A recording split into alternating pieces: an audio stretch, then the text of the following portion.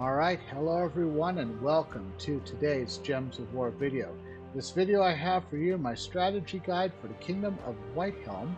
And Whitehelm is probably at this point the easiest kingdom to completely max out in terms of getting it to maximum power of 30, which of course also requires to get its level to be level 20. And the biggest reason why I say that Whitehelm is the easiest kingdom to get to maximum power 30 is the number of troops that it currently has.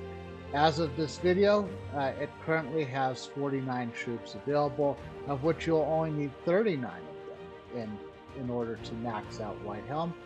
Certainly there's also a lot of weapons and pets to go around as well. So let's go ahead and talk about everything that you can find in Whitehelm.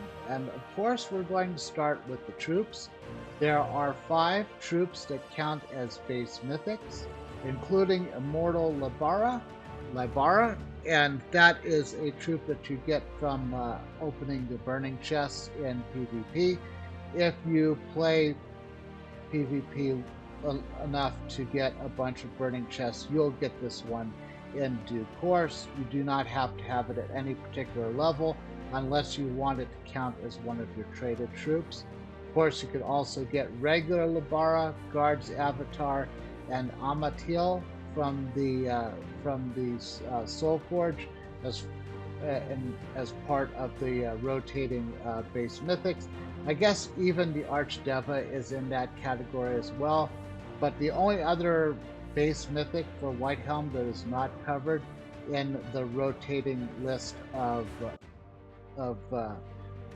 base mythics for the Soulforge, I guess, is the Yellow Cosmic Dragon, although as soon as I said that I realized you can now get these guaranteed on a rotating basis as well. Cost a lot, but you can do it, and you might be willing to part with all of that Dragonite if this is the only one that keeps you from getting Stellarix. So otherwise, just open up the regular Cosmic Dragon eggs until you're down to a 1 or 2 needs at most. So as far as everything else, the only other ones to talk about in terms of ones that are hard to pull, of course, you've got the 5 Hall of Guardians troops, which must be pulled from the portal for Hall of Guardians. You also have Temperance, which is a Major Arcana tarot card that you must get from the vaults, as well as Two of Swords, which is a Minor Arcana, which you probably won't use that often.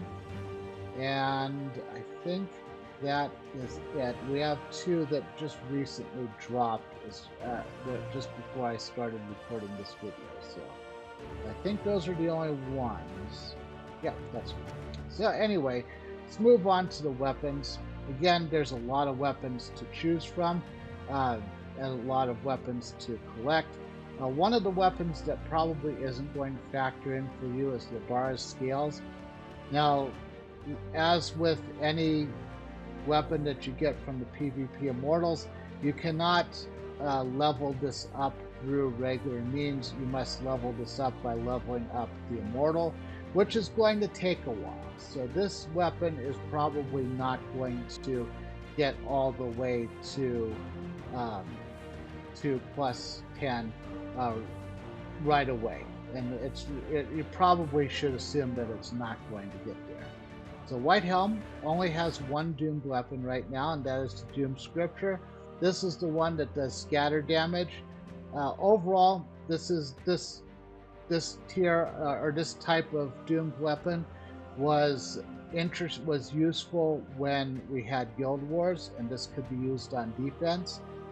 It can be used in PvP, but it is very niche for that because there are other weapons that if you wanted to go this route instead of the Wand of Stars, there are other weapons that will give you a better value than the Doom Scripture. As far as everything else, you can just kind of browse through it on your own and pick whatever you want. There's certainly a lot of good ones. I do like the Fist of Heaven. The Fist of Heaven is a particularly good one. But yes, just just take however you need, however many you need to get to power 30, and you're in good shape. The one that comes from the Hall of Guardians is the Guardian Crown. Very much unnecessary, so if you don't have it, don't worry. So let's talk about the Priest class. Priest class, in my opinion, is actually surprisingly good. It is still mostly relevant in Gems of War right now. As far as the traits, you get a bonus yellow mana from yellow gem matches, and you'll get another one of these at champion level 70. In addition to that, from the talent trees, once you get to champion level 20, you can also create a light storm to give you a better chance of getting yellow. And at champion level 100, you can have divinity, which gives all divine allies 2 life at the start of every turn. So overall, this is a good one to max out. Is it the best yellow class that's out there? Certainly Stormcaller would have to be in the mix for that, because this one gives you, instead of just a regular storm, it gives you a light storm when your turn begins. Although I believe it only gives you just it doesn't even give you that, so you don't really get any bonus yellow from Stormcaller. But either one of these is good for when you need to focus on yellow. And I do tend to use Priest a little bit more often than Stormcaller, unless I know I'm also making a Strix team. Now, as far as the pets go, of course, the most important pets that are available are the Sacred Cubs. These are the ones that give you the bonus for Whitehelm, and of course you'll also get Tiny Dancer if you're going to max out Whitehelm, because you get this one for maxing out the Hall of Guardians faction. As far as everything else, I don't think Monty gives you anything. Peace Pigeon gives you a team bonus for Divine, which can be useful. And Dawnheart's Talking Sword gives you skill points if for whatever reason you happen to be using Commander Dawnheart. And then Labara's Cherub, you'll get this one as you unlocked and you level it up as you are leveling up Immortal Labara, just like other PvP ones. And I believe that everything else is a cosmetic pet. So certainly nothing that you need to be worried about. And remember, you only need 4 of these to get to level 20, and a 5th one at any level. And with that, you're all set. And with that, I will say, if you enjoyed watching this video, please consider leaving a like, subscribe to this channel, and or follow me on Twitch if you'd like to see more of my content.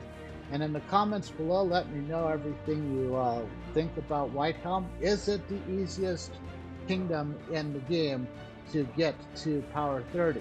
Have you gotten it to power 30? And with that, I'll see you in the next video.